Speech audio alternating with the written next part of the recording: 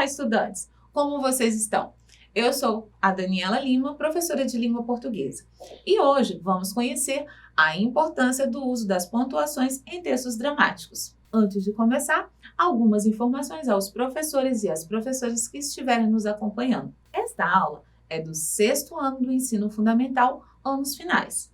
Trabalha a habilidade identificar em texto dramático personagem, ato, cena, fala, indicações cênicas e a organização do texto, enredo, conflitos, ideias principais, pontos de vista, universos de referência. E tem como objetivo conhecer o uso das pontuações em textos dramáticos. Lembrando que agora você também pode marcar a sua presença aqui nas aulas da TV. Para isso, é só você apontar o seu celular para o QR Code que aparece aí na sua tela e marcar a sua.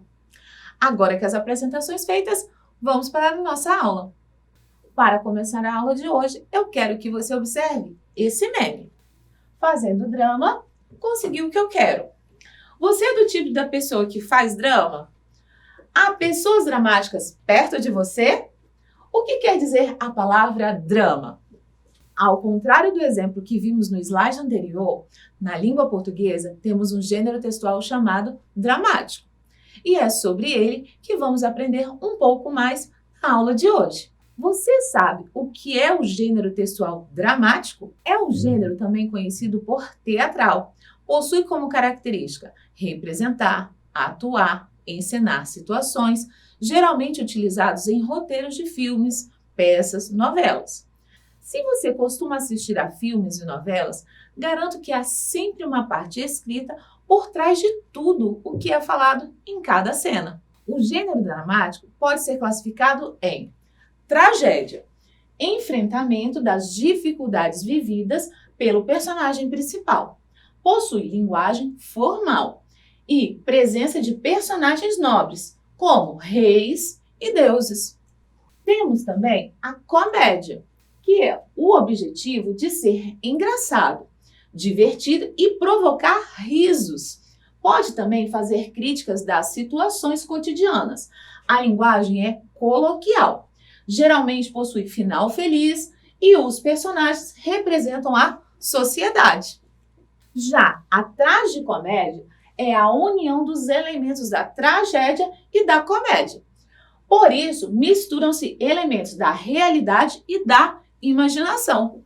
Já a farsa é caracterizado pelo teor engraçado, que gera riso e crítica. É caricatural, exagerado para representar hábitos de uma sociedade.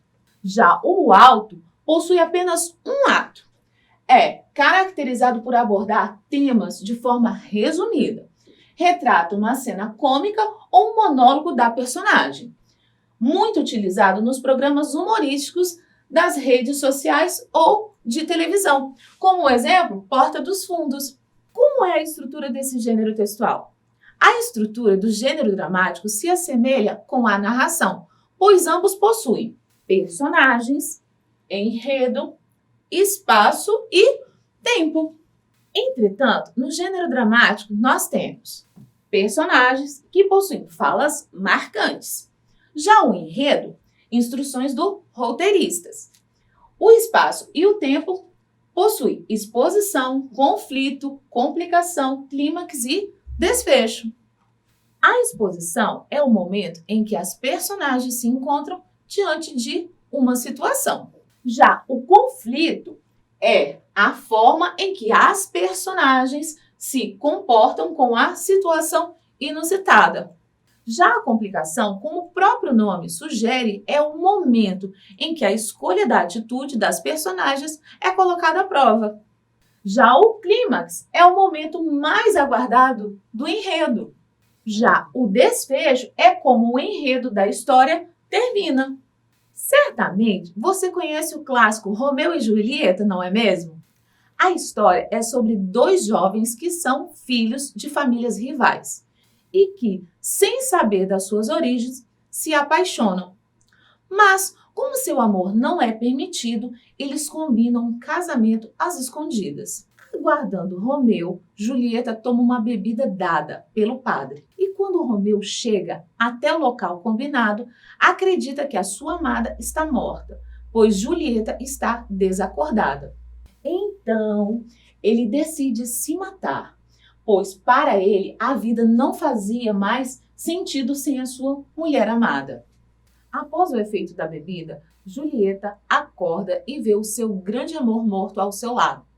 Como ela estava prometida a outro homem e não via sentido algum casar com quem ela não amava, também decide que a morte é a única solução. E assim ela se mata com um punhal de seu amado. Vamos ver juntos como seria a divisão do tempo nessa história? A exposição, que é a paixão entre os jovens Romeu e Julieta. Já o conflito, suas famílias se odeiam, logo não poderiam se apaixonar. Já a complicação, a paixão entre eles é maior do que o ódio das suas famílias. Já o clímax foi o quê? A fuga para se casarem escondidos. E o desfecho é o quê? O casamento não é realizado porque ambos morrem.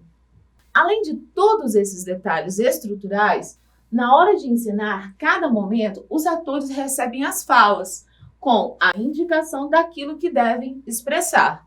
Para tanto, o uso da pontuação no texto torna-se fundamental, principalmente nas falas das personagens. Afinal, sabemos que os sinais de pontuações servem como código que busca representar nossas emoções e o modo como falamos. Vamos recordar as principais pontuações encontradas em diálogos? Os 2 pontos. Introduzem o início de um diálogo. Indicam a enumeração de algo. Serve para dar uma explicação, fazer um resumo ou estarem antes de um exemplo ou de uma observação. Um diálogo é marcado o seu início do turno de fala pela presença do travessão. Ou seja, sempre que uma pessoa começa a falar, é necessário fazer um parágrafo e colocar o travessão. E somente faremos outro parágrafo quando a próxima pessoa iniciar a sua fala ou quando terminar o diálogo entre elas. A vírgula, ela é usada para dar pequenas pausas entre as enumerações ou indicar uma explicação. Agora, o ponto de interrogação é usado para sinalizar uma pergunta ou uma dúvida. Já o ponto de exclamação é usado para expressar as emoções, alegria, ordem, raiva, espanto ou surpresa. Por isso, o uso da rúbrica do dramaturgo é importante, pois ajuda na interpretação de como deve ser a fala, visto que uma mesma frase pode adquirir sentidos diferentes, conforme o contexto inserido. O ponto final indica a conclusão, fim de uma ideia ou pensamento. Observe as frases. Cuidado, não corra. Cuidado não, corra. Percebeu? Apesar de usarmos as mesmas palavras, seus sentidos são totalmente diferentes entre si, devido ao quê? À pontuação, onde ela foi colocada. Na primeira frase, a ideia transmite que se tenha cuidado e, portanto, não é para correr. Já na segunda frase, a ideia é oposta, pois sugere que a pessoa não tenha cuidado, seja, portanto, descuidada e corra. Mas e se usássemos outras pontuações? Como seriam as interpretações, entendimentos que teríamos? Veja mais exemplos. Cuidado, não corra. Cuidado, não corra. Na primeira frase, o ponto de exclamação chama a atenção sobre a necessidade de se ter cuidado, enquanto a segunda frase, o uso dos 2 pontos explica como que ter cuidado. Entendeu? Cada uso da pontuação feita poderá alterar o seu sentido, conforme o contexto em que está inserido. Isso também acontece com o tom, a entonação que usamos nas nossas falas. Imagine que você pergunte ao seu responsável: posso sair com meus amigos no final de semana? E tenha uma dessas respostas. Pode. Pode. Pode? Na primeira resposta, o uso do ponto de exclamação demonstra certeza da resposta. Isto é, a resposta é enfática. Poderia ser acompanhado da ideia de claro que sim. Já na segunda resposta, o ponto final apenas encerra a ideia de permissão. Sim. Já na terceira resposta, o ponto de interrogação deixa uma ideia de dúvida. Ou seja, certamente o responsável pensará mais sobre a pergunta a ele feita. Chegou a nossa hora de praticar. Vamos lá? Ah, mas antes de praticarmos, já marcou a sua presença na aula de hoje? Se ainda não, aponte o seu celular para o QR Code que aparece aí na sua tela e marque a sua. Vamos ler esse texto. O mistério da herança. O homem rico estava muito mal, agonizando. Dono de uma grande fortuna, não teve tempo de fazer o seu testamento. Lembrou nos momentos finais que precisava fazer isso. Pediu então papel e caneta. Só que com a ansiedade em que estava para deixar tudo resolvido, acabou complicando ainda mais a situação, pois deixou um testamento sem nenhuma pontuação. Escreveu assim: deixo meus bens à minha irmã, não a meu sobrinho. Jamais será paga a conta do padeiro, nada dou aos pobres. Ele morreu antes de fazer a pontuação. Como eram 4 concorrentes, o sobrinho, a irmã, o padeiro e os pobres, cada um pontuou o testamento à sua própria interpretação. Observe a fala do homem rico e diga como a pontuação poderia ser utilizada para favorecer o sobrinho.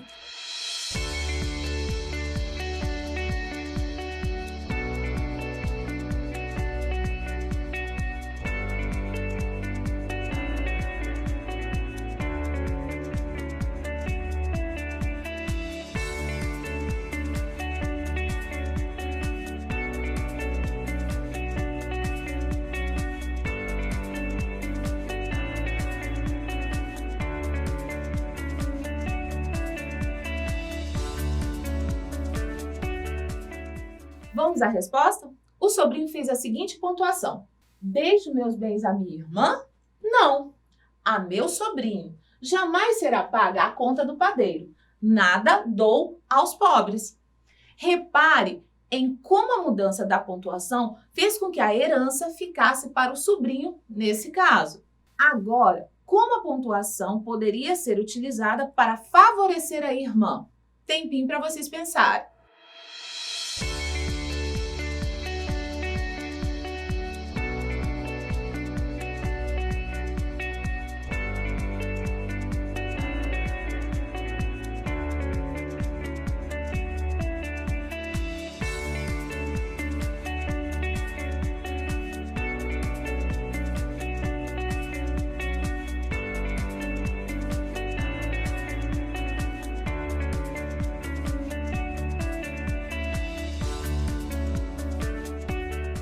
Vamos observar a pontuação? A irmã pontuou assim, o escrito: deixo meus bens à minha irmã, não a meu sobrinho. Jamais será paga a conta do padeiro. Nada dou aos pobres. Perceberam a diferença? Agora, como a pontuação poderia ser utilizada para favorecer o padeiro? Mais um tempinho para vocês pensarem.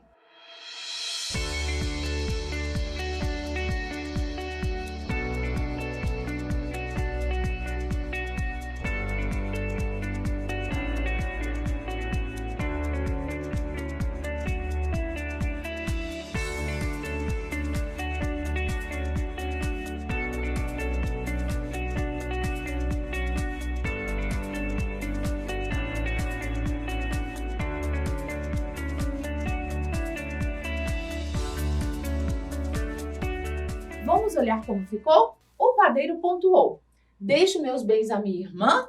Não. A meu sobrinho? Jamais. Será paga a conta do padeiro. Nada dou aos pobres. E por último, como a pontuação poderia ser utilizada para favorecer aos pobres?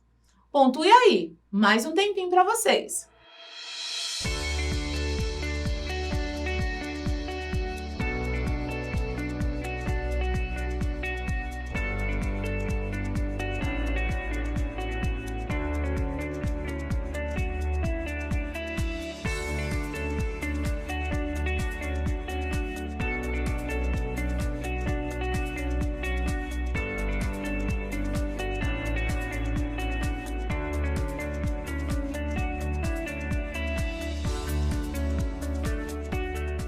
Vamos olhar como ficou?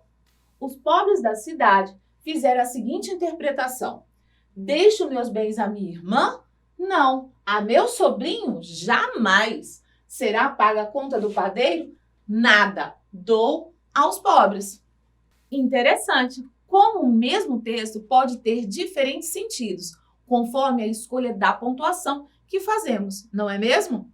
E o mais interessante é como essa pontuação foi responsável pela mudança até mesmo da nossa entonação ao realizar a leitura. Vocês repararam nisso também, não é mesmo? Ah, última chamada para a lista de presença. Se você ainda não marcou a sua, aponte o seu celular para o QR Code que está aparecendo aí na sua tela e marque a sua. Nossa aula está chegando ao fim. Vamos rever o que aprendemos na aula de hoje? Conhecemos a importância do uso das pontuações em textos dramáticos para atribuir sentidos, seja pela entonação ou pela ideia que se pretende transmitir. Agora eu vou deixar um desafio. Que tal usar os seus conhecimentos de pontuação no texto a seguir e colocar as diferentes interpretações que podemos ter? Se as mulheres souberem do poder que têm os homens, viveriam de joelhos. Através desse QR Code que aparece aí na sua tela, você pode compartilhar conosco a sua criação. Quem sabe o seu texto não aparece aqui na TV.